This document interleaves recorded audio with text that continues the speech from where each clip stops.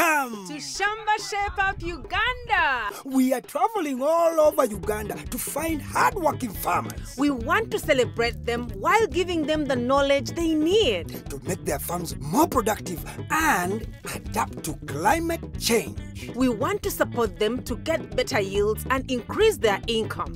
We will see how farmers can benefit from our experts' advice and turn their farms around into a profitable business, while learning from each other in so many ways. Join us on these journeys and share in the farmers' experience on the Shamba Shape Up Uganda!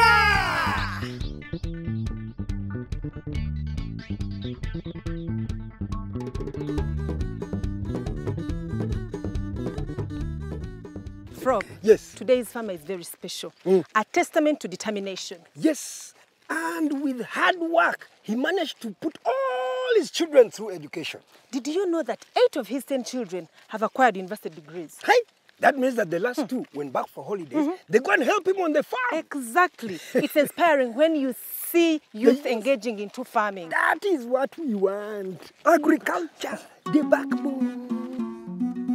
Today we are in Busoo Village in Wakiso district and we're visiting Musisi Daniel Sentamu, a 57-year-old full-time farmer who lives on his 1.5-acre farm. On his farm, he has coffee, mangoes, jackfruit, pawpaw, cassava, sweet potatoes, beans, bananas, tomatoes, sukuma, cows, pigs, local chicken and others. But why so many? Because I wanted to yield much in those things. Climate change being an issue, farmers like Daniel can reduce the stress to the environment by using frass, an organic manure, planting high-yielding maize variety, and using the minimum tillage method. How are you? I'm fine, how are you? Good, good. So you're feeding the cow? Yeah, I have been clearing this feeding. Okay. Yeah.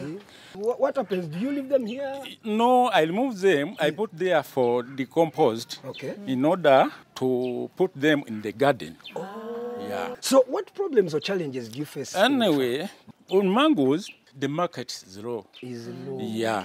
Okay. And what about the markets of the coffee? For the market of the coffee. Anybody can come and ask for and tell you that I buy on this price. It is also a problem. Okay, Mr. Daniel. When you're doing your coffee, what do you sell? I sell chiboko. Chiboko. Mr. Musisi, you don't have to worry, because us as Shamba Shape Up, we don't come alone. Yes. Yeah. We come with experts that are going to give you the knowledge and help that you need to do better on your farm. It will be better. It will be better. So what we're going to do, you stay here, let us go and call them, then we come back. Okay. Is that okay? Yeah. We'll find you. Yeah. See you later, sir. Okay. First things first, how can we turn organic waste and cow dung into manure? Farmers, after harvesting, often have piles of organic waste, and cows leave cow dung that is lost or thrown away on dumping sites. Over time, this leaves the soils malnourished, reducing its productivity. But what if I told you Nicholas Waiswa from Hatches Limited has an interesting solution to keep our soils fertile? Mr. Waiswa, yes, sir. You're inspecting our compost. Is it done the right way? No, it's not done the right way. It has soil, it has everything. So it needs to be piled in an organized place. So what can you advise Mr. Daniel to do? I can advise Mr. Daniel, like this is the grass. Yes. And the residues from the garden, they can be easily chopped into tiny pieces. It is important to cut grass into smaller pieces as this quickens the decomposition process. Dig a 3-foot deep hole and 5 feet squared in layers. Place straw, dry vegetation, broadleaf vegetation, cow dung, ash and water. Repeat layers till the desired height and cover with soil. But it will stay here for a long period of time, whereby we are looking for the action. We provide good conditions for the action of the microorganisms to work on these wastes. Is there an alternative if, say, small-scale farmer like Mr. Daniel can use? There is an alternative, and an alternative which is simpler. Yes. And that is frass. What is frass? Frass is got after royalings, the black soldier flies. The black soldier fly has 4 life cycles, which are eggs, larva, pupa, and adult. During the larva stage is when the fly is most active with a big appetite feeding on organic waste. For 18 days, the larva break it down and what is left behind is frass. These black soldier flies are not harmful to humans, don't spread disease, and can be easily looked after. All they need is readily available organic waste, a well-ventilated room for easy airflow, protection from direct sunlight, excess water, and pests. This is faster to make manure compared to the compost pit that takes 1 to 2 months to fully decompose. Frass is full of the larva's waste, organic matter, and broken down nutrients.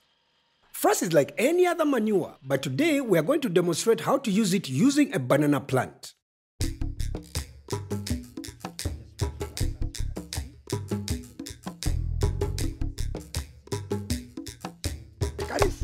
Well done. Good. So, Mr. Wakiso, Yes, sir. take us through. What do we need to do here? We are going to apply frass on this banana plant. Okay. So here we dig around the banana, Okay. and we may find some people even calling it ring application of the manure. So when we are going to dig our ring, Yes. we measure 20 centimeters off the stem of the banana plant. Okay. And when we are going to apply our frass, Yes. on the young one, the sucker, we apply only 4 cups. Okay. This one, which is mature, we can apply 12 cups. This converts to 2 kilograms for a young banana plant and half a basin for a mature banana plant.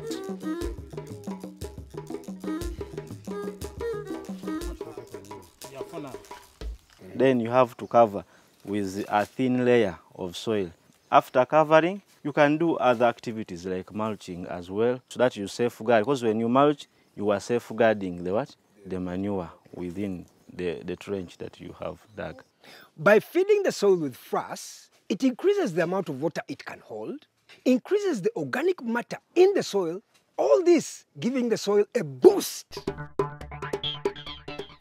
We fed the soils, but that leaves some questions. What variety of seed do we plant?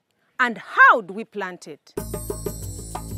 Often on the onset of the rain season, farmers dig up the soils preparing the land for planting and plant any seed they have.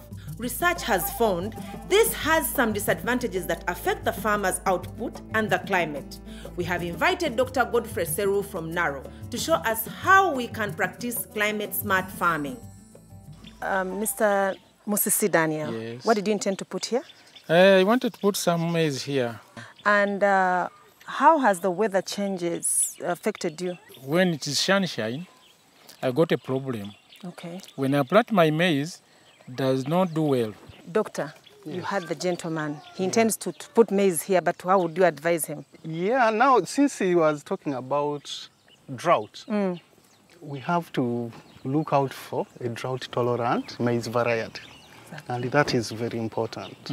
What does it mean? Drought-tolerant means with minimum amount of water, it can be able to give you very good yield.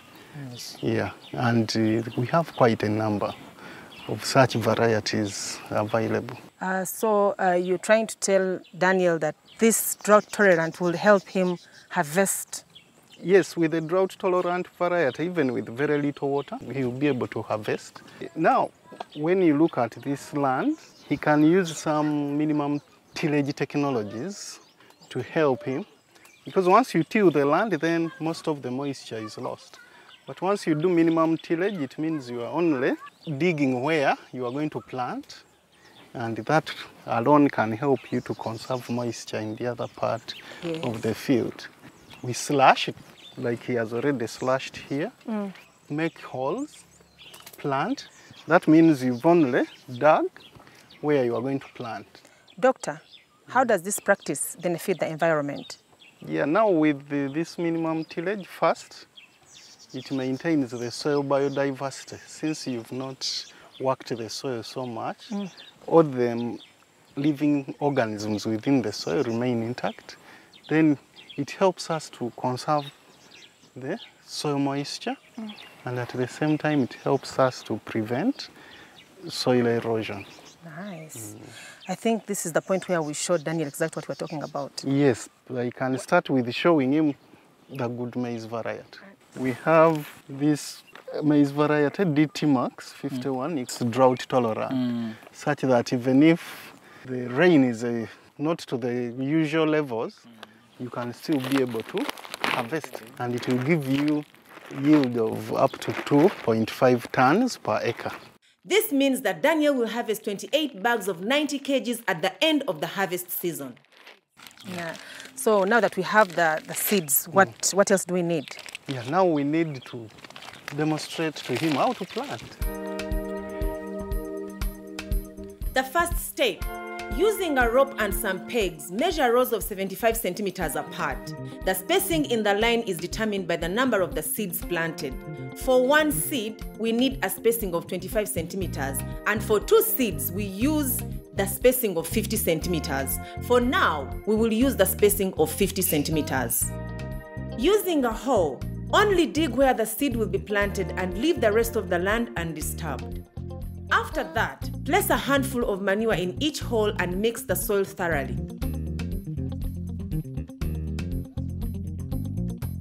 Then place 2 seeds in each hole, but place them apart and cover. This is to avoid competition after germination.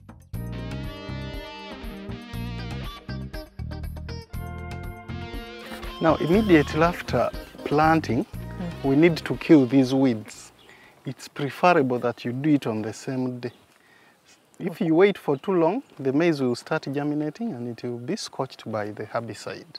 So now we have killed the weeds. The maize will be growing as the weeds die off. Can I add more manure in that garden? When the crop is about 1.5 feet or 2 feet, you can add some more manure or fertilizer to boost it. Now, at this stage, once the maize grows, you do what we call earthing up. Earthing up is where you dig some soil to fill the root area of the plant, but you leave the other part intact. Then after earthing up, you spray with a selective herbicide. And we have quite a number on the market. It will kill the weeds, but spare the maize. Using dry organic material, cover the spaces in between the lines to protect the soils from moisture loss. This practice is useful in controlling climate change. This is great, Doctor. We have fed the soil and used a high-yielding variety with this minimum tillage method. I am sure at the end of the day, Daniel, if he does the right practices, he will have a bumper harvest. Yay! Yes.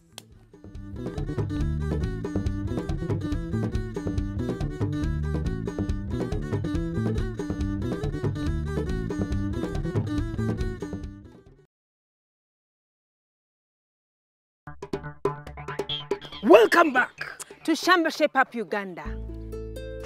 We are in Busoo Village visiting Musisi Daniel Sentamu. We have seen how we can use BSF to turn organic waste into manure, and we have seen how to plant high-yielding maize variety using climate-smart farming methods. But we have noticed that Daniel does not practice any form of value addition on his coffee and mangoes. So you know what that means? You are going to the factory and I'm going first. Oh, no. Let's count. You can count. Start 1 to 3. 3, 2, 1.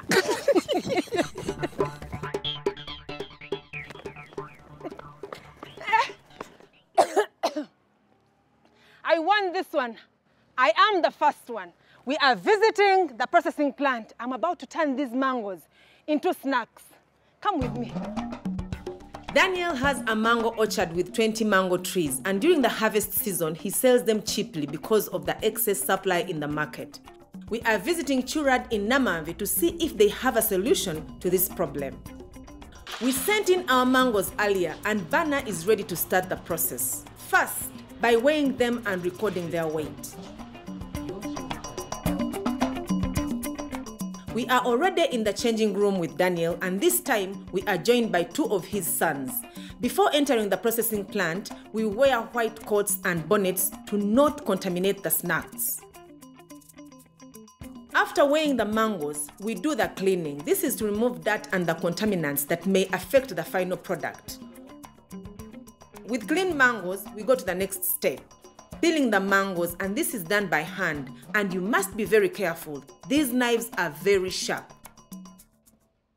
The mangoes look yummy, but no time to waste. We slice them into thin slices and lay them neatly on clean trays. This is to increase surface area and quicken the drying process. Okay, so we finished weighing, washing, peeling, and slicing them into small pieces. The next thing is to put them in the solar dryer. This dryer uses the power of the sun, and it raises the temperature inside up to 60 degrees Celsius. This temperature should be constant and not too high, for we risk boiling the mangoes. This is why it takes 12 to 15 hours to dry mangoes when the dryer is at full capacity. That is a long time. I wonder what we can do in the meantime. I have an idea.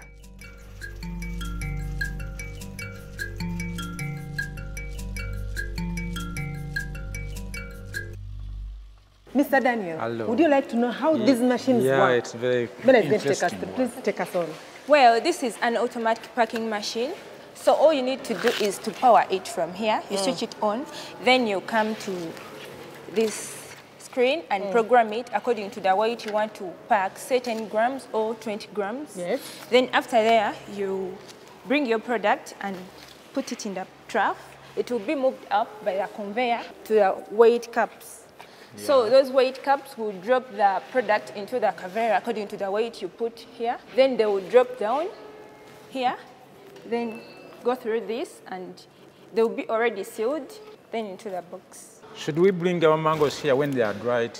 Well, Mr. Daniel, you can't bring your mangoes here because they are still wet. Okay. So this machine only packs dry products such as crisps and chips. Okay. But Benna, they're from the dryer. They should be dry enough to be here. Okay, they are from a dryer, but they are still moist. Still, you can't bring it. Okay. We couldn't wait for 12 hours for the mangoes to dry. Good thing there was another batch brought earlier. Alex, the technician with thumbs up, is happy and ready to remove the mangoes. Wow! They look so different and small. They smell nice and soft to the touch. We better get back to work. We don't want them to be exposed for long. Today we are packing 20 grams. And you weigh. Using a sealing machine, we seal them. This helps in hygiene, protection from the environment, giving it a long shelf life. As you can see, we do this so that the product gets to the market when no one has touched it. Only mangoes rich in fibers like Kent and Kate varieties are recommended. This is because one mango can produce 150 grams of dry snacks, and this will fetch up to 5,500 shillings. This is a good profit compared to the same mango going for 1,000 to 1,500 shillings in the market. With solutions like this, we can turn that number into a financial gain. Another produce Daniel sells is coffee. Known to be a high-value cash crop, he only sells the dry coffee beans famously known as chiboko in Uganda, and they fetch him a very low price. We are visiting Kirad at Kabanyoro to learn from Nsadu Edmond how we can add value to the coffee and get a better price on the market. So I can see I've bought some coffee here. Exactly. But this one is chiboko. Yeah. Here we don't process chiboko. Okay. You first take to the huller, okay. They hull it to get to FHO. Oh, I can see I've bought also another one here. Yeah. I can see this one, yes. This is FHO. Yes, it was hulled. Yes. But now here the process, we check for moisture content, we check for other quality parameters, defects and so on. And we also take measurements, okay, because we need to know how much coffee you have bought. So we take measurements and also take records of the quality parameters that we have checked, whether they are passing or not. Okay. So after, we can go ahead for production. Let us go. Yes. You can see the first page of our work here. We are supposed to grade this coffee. Okay? We have different grades, different screen sizes. Coffee has 5 classifications. We have grade 18, which is one of the premium grades, grade 15, medium grade, 12 and 11, average grade, but for now, we have brought mainly grade 15. Also, the other purpose also of grading, when you are roasting, you need to have the same bean size. Okay. So this work of grading also helps us to have a uniform roast of the coffee. Okay. So now let's take our screen 15 for roasting. Okay. How do we roast coffee? This machine here, it was made in that this coffee, when you're roasting, coffee develops the aromas, those flavors you smell when after roasting the coffee. They are developed during process. Okay? After putting the coffee, temperature starts rising. Okay? And normally it goes up to around 200 degrees Celsius. Okay? For light roast. Okay? Roasting coffee is a skill and needs a lot of training to perfect. In roasting, there are 4 main levels. These are light, medium, medium dark, and dark. Daniel wants a light roast. Usually, light roasts are fruity flavored, and this makes them very tasty and can be eaten as snacks. As you can see, Gerald is using a sample spoon to monitor the color and smell to get the desired roast. The coffee smells nice. And after a few minutes of cooling, the coffee is ready to be moved to the next phases, weighing and packaging. Whoa, that is a lot of information to digest. But let's delve into the packaging. Before we do that, Mr. Daniel, do you have a question? I have seen all the process you have seen, you have made, but I have a question.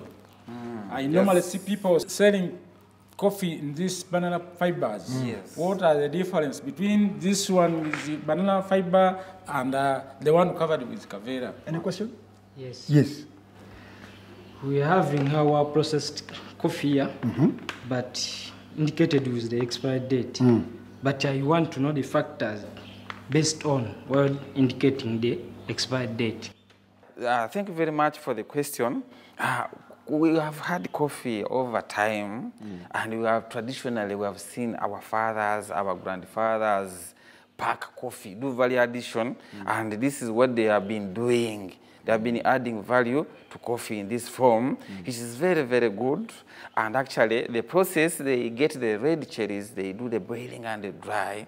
Some even put some salt and they put other flavors. Others put some chili to make it more appetizing, which is good, okay? Yeah, but when it comes to the actual value addition, this coffee here, when you compare with this other one, the one we pack like this, is quite different in terms of quality.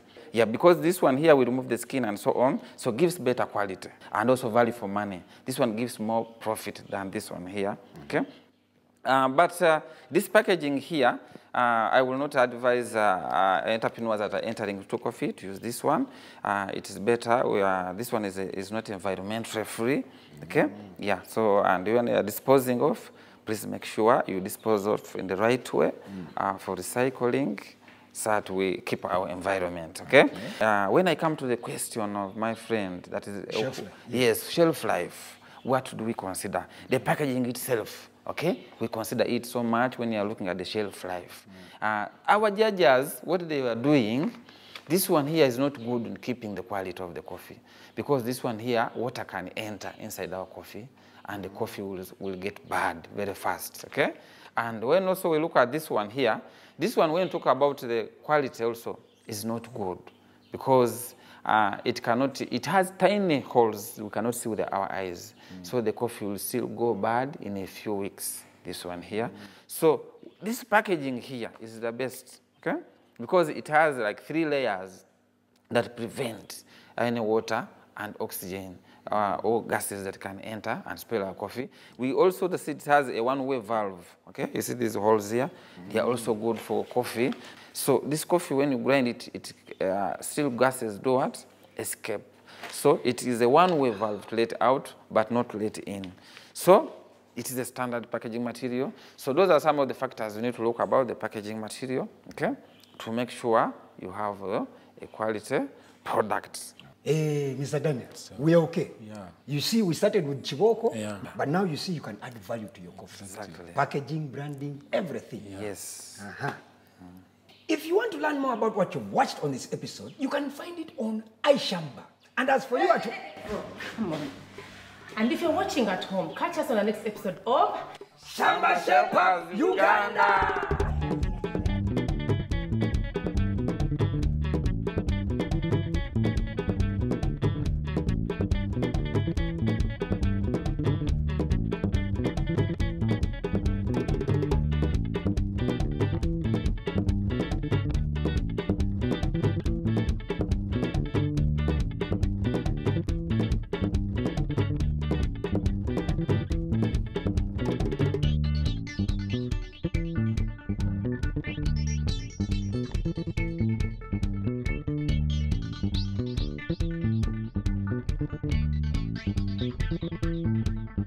Thank you.